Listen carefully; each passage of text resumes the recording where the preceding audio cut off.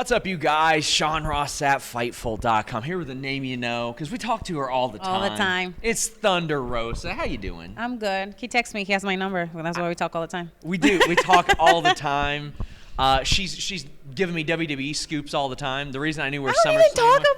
Yeah, I don't even know nothing about WWE. You're spying on everybody? Not really. Not really. No. But we do really good interviews, and this is actually the first time we met after like what 3 or 4 interviews. Really? I feel like I know you forever. I know. But we've got AEW superstar, NWA. Where haven't you been? You've been in Lucha Underground. Lucha Underground, Japan, ROH. It's Stardom. In like some. It's not defunct, but it's Nacion Lucha Libre. Hey, there you go. I don't know. So many. WOW, Women's of Wrestling. Yeah. Do you know anything about WOW? I mean, obviously you know something about WOW, but what's the update on WOW? I've just seen some stuff. Whatever you've seen on Instagram, that's what Yeah. I've seen on Instagram. I don't know nothing. I know what David McClain would do. He's a salesman. He'd be like, well, we'll come back when we're ready. We're good to go. And then he'd put over every single person on the roster because that's what he does. But that was a different type of TV product than what you were used to. And you've been a part of a lot of different TV products. Yes, I have. It seems like every single one is a little bit different. Is there any specifically that stood out as being more challenging than the other? Definitely Lucha Underground, because that was my first experience on TV, and I was not training Lucha Libre, so I had to learn as I was going. So that's why, guys, sorry if you're watching on Netflix or Tubi or whatever, my matches sucked. So really? Yes. So did you watch them and you go, man, this sucks? I cringe. I was just so like not confident, and I think it was because I was still kind of like developing the character, and when you're developing a character that is not you, as you can see, even -1 asked me right now, Thunder Rosa, why do you always have the face paint on? And I was like, because I live the gimmick, brother. And I left. So I wasn't living the gimmick with the mask, and it was very challenging, like everything, learning a new language is Lucha Libre, learning a new style of wrestling, like talking to all this veterans and like not feeling like I belonged there because I was so young and so green. It was culture shock completely, which I had to like learn real quick that the reason why I was there is because I had the it factor and somebody saw it, and I have to accept that. So when I did that, I started like getting more comfortable, and like Cobra Moon actually got over, especially with the storyline that I had. Who specifically brought you in there? I'm always interested to Krista find Joseph. Okay, I'm not surprised. He sees that. He sees it very well in a lot of people, it seems. Yes, but he saw me, he came and talked to me, and then we had a conversation, and he was like, you just have that it factor. I cannot pinpoint it right now, but if nobody believes in you, I do believe in you. And I was like, oh, okay. And it was from there on, it was on. I love being in front of the cameras. I love acting. I love the fact that I was able to do English and Spanish, and I was one of the very few that could do that. And for me, it was to adapt or die, and I had to adapt to my environment, and that's what I did. On sort of the same vein, NWA, who made the call to bring you in there, and who do you work with specifically with your creative? We've seen Nick Aldis take a more advanced role. We've seen you work a lot more with Camille. The match that just aired was amazing. I thought best match of the season, the draw. Oh, really? Yes. In fact, you're very welcome, I guys. want to do a stipulation after this. Unless you give me the best headline ever, you can't be interviewed by anybody else but me. That's the stipulation. You can't leave. I do it. I enjoy your interviews. Yeah. There we go. You can't be interviewed by anybody else. You can't leave. David was the one who made the call. Like, okay. I met him. Him and I had a couple conversations over online, and then we finally met at ROH. And he said, we have something cooking, and you just have to be patient. And he's the one who brought it up, and he's the one who had that vision, the hammer. He always told me, you are the hammer. You are that vicious Latina we're looking for, and we're gonna bring it out of you, and you're gonna be over. I never expected that I will earn the NWA Women's Championship, to tell you the truth. So who are you working with now? Is it like Nick, or is it Billy Corgan as far as the direction of the program? Pat Kenny gives me all the information, yes. Pat Kenny, the former Simon Diamond. Simon Diamond. Who gave you the creative direction to beat Dave LaGreca's ass? Oh, that one, by the way. David, I have a message for you. You left your balls in Buda, Texas. You should come and pick them up. Or maybe I can take them to your house because your wife and I were pretty good friends now. I had somebody say to me, "Why weren't you backstage at the Fan Fest today?" LaGreca was back there. Oh yeah, he was. And I said, "He's on the radio, so I mean, obviously he's gonna get those privileges." I was like, "But he's also got to watch his back. He's got to make sure he doesn't get his ass kicked back there by you." It's gonna happen again. I didn't get to beat. No, this is the thing. It has to be fair and square. The guy was terrified when he got in the ring. I beat his ass, and when he had the opportunity to beat me, of course he had to cheat. He brought a bottle, broke the bottle on the security guard, and then ran like a little BHCH. So it's not done. It's not over until it's over. Until I say it's over. Poor Dave. Poor Dave. It's written in the stars.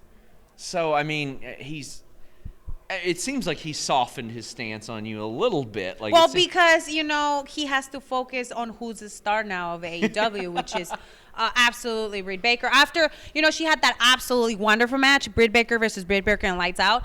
She is the star of AEW, and she is a role model, right? But, again, I cannot wait for what happened tomorrow. But the one thing I said, and it's my makes me feel better, is that I'm the number one contender. So either Cheetah, I know Cheetah very well, and I can go 20, 30 minutes, Iron Woman match. I don't know. I'm ready. I think I'm one of the most creative and one of the women that have the most abilities to have one of the most difficult matches in this roster. So whoever wins, I just realized I haven't talked to you on camera since after the Lights Out match. Yes. Ooh, that was special. It's one of my favorite matches I've ever seen. Mm-hmm. So as you're finding out about this match and you're like, this is gonna happen. Are you like getting excited? You're a really creative and ambitious person. I wasn't excited for what was about to happen, because I know the expectations from this match was really high, because one, we were the first women in the entire division to main event in AEW. So it was historical. Two, to have a match of that sort, it's never been done before on TV. It was another tier of like pressure. And three, the fact that you have to be very careful, and as you know, in professional wrestling, knowing that your life and the life of other person is in your hands. It's crazy. I step in the cage before, and the cage is, you close the door and you can kill somebody else or almost kill somebody else. And I know Britt said that she would have, lay down and die for this match. You almost gave her wish. You don't know what you're asking for. Oh. It's not over. The thing is, it's like with Dave, I have so many unfinished business. It's not over. This is I don't want to say it's hate, but it's like, sure. I feel like the disrespect I felt after the Lights Out match, and I know it was historical for both of us, because it wouldn't happen if she wasn't there, and it wouldn't happen if I wouldn't been there. It would have been completely different. I just feel that I feel like I was robbed a little bit, even though I was the winner. They always because it didn't count in the rankings. Yes, that and because the T-shirt came out and it's Britt Baker. I mean, et cetera, et cetera. There's a lot of things adding up. She's got an action figure now. Oh fuck! I mean, she did have to wait a while for the action. She does deserve the action figure, right? Cody got 9 of them. She's a star. She's the face of the women's division. Like I said, congratulations, darling. You work your ass off. But I mean, I think she has been going through tribulations on her own, and I give her kudos for that. But it's like me as Thunder Rosa, everybody knows my story. I don't think there is somebody currently right now that has struggled so much to be where I am, and even now working in 2 different companies, I'm still struggling to get that right respect that I deserve. And it's not because you're giving it to me. I earn it. Every single time I step in the ring, in Dark, in Elevation, in in Dynamite, in NWA, I don't put crappy matches. I work my ass off, and yes, I put my life in danger every single match I step in the ring with. Not only one. Do you gain sort of a measure of respect for an opponent like Britt Baker when you both go through something like what you went through? Or is it still that sort of disdain that you had leading into the match? Because that was an experience, and it was history, and it was, quite frankly, one of the best matches in the company's history. I think it was earned. Yes, I give her that. Like, she was very tough, and she withstand a lot of the pain and everything.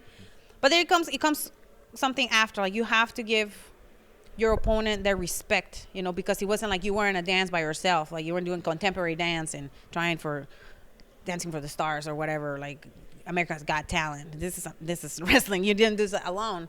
It was a trip that we both took together. But like I said, tomorrow she gets the opportunity she's been wanting, that she's been working since she got signed, and I give her, kudos to that. Like, she's worked very hard after her injury to stay present in the company, to be somebody that people actually want to see, that want to buy tickets, that want to buy T-shirts, that want to buy. You got to work for that. I mean, it doesn't come from one day to another. She definitely did that. However, I still feel disrespected by her in many different ways. And the fact that she says that she is a star. Like, what makes you a star? Like, can you please tell me, can you, like, describe to me what makes you a star? The action figure. She just got it. I make my own damn action figures on my own, I don't need no, like, the new, honey, I've been doing this on my own independently. You know that's why they call me la mera mera, la jefa. Not only because I know how to wrestle and I know how to kick ass inside and outside of the ring. Speaking of kicking ass, Combate Americas, what's the latest on that? I talked to them recently, and but as you know, my wrestling career has taken off to other levels. So training MMA, that's what I train mostly when I'm home, like striking, jiu-jitsu, even when I'm come here. I know jiu-jitsu. Last year you said that you trained more MMA than you were pro wrestling. I'm still doing that, actually. Okay. So it's the opportunity to have the fight is there, but I am focusing a lot more on professional wrestling, and I want to make sure that that's my focus right now, because I don't say, a lot of people say, oh, sky's the limit. No.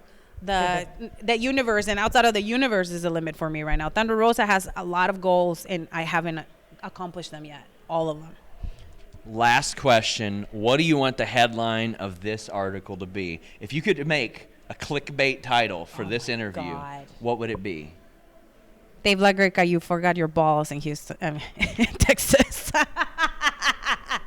I'm ready for it. This is how we get this interview talked about on Sirius XM Radio. I know. Is we do that, and then Bully Ray bullies him for 20 minutes in a segment. I'm here for it. Yeah. I mean, he's best friends with Britt Baker. He said that she's the best wrestler now. And I mean, he used to say that before. She is really nice to me. She said hi to me earlier. She did? Yeah. She must like you, or she must want something out, from you. I don't know. Guys, until next time, we're out.